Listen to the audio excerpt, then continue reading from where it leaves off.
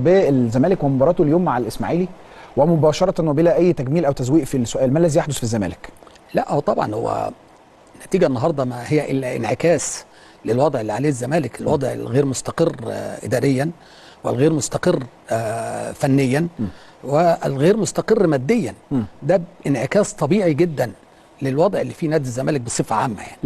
يعني لازم يبقى في نتيجه تترتب عليها ده، يعني ضروري. البعض بيحاول يفصلها شويه، يقول لك لا اصل الموضوع فني فقط. لا لا لا شوف حضرتك، اركان النجاح واركان عمليه الناجحه في التدريب وفي كره القدم اداره محترمه، جهاز فني قوي وعلى مستوى عالي، لاعبين على مستوى عالي، امكانيات على مستوى عالي. ديت الاربع اركان الاساسيه في العمليه بتاعتنا.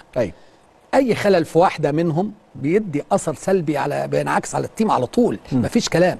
فما بالك بقى لما يكون 3 أو 4؟ لان انا على المستوى الشخصي يعني في عناصر كتير في فريق نادي الزمالك لا تستحق انها تكون موجوده في نادي الزمالك. حقيقي طبعا نادي الزمالك ده حاجه كبيره جدا. نادي الزمالك ده قيمه كبيره جدا.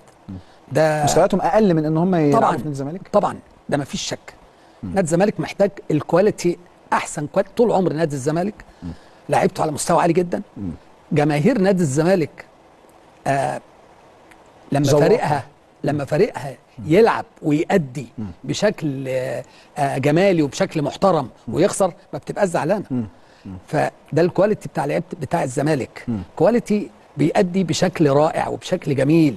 طول عمر فريق نادي الزمالك طول عمره في تاريخه كله هو ده نادي الزمالك بيأدي الاداء المحترم المميز عن اي تيم تاني. لما سالت حضرتك في الوقت اللي كان موجود فيه فيريرا الموسم ده، انا مش ناسي الكلام، لما بسال حضرتك هو ايه السبب، قلت لي لا، ما هو انتوا ليه بتبصوا في المدير الفني بس يا جماعه؟ هو انتوا ليه مش شايلينها ليه للراجل بس؟ ما تبصوا على المجموعه اللي موجوده. بالظبط.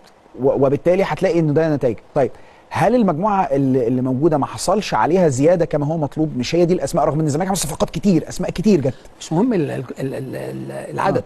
يعني مصطفى شلبي، ابراهيم النضاي، مش مهم العدد. المهم الكواليتي، المهم المستوى، المهم الامكانيات، المهم يعني اللعيب ده مستواه فين. مفيش ولا يعني بنسبه قد ايه من المجموعه اللي موجوده في اللعيبه؟ يعني مصطفى شلبي لعيب كويس ماشي، ولسه ما تأقلمش. ماشي، لانه جاي لسه مخضوض شويه، لكن لعيب كويس، لعيب مفيد. لكن انا مش شايف بقيه الصفقات، انا مش شايف حد يعني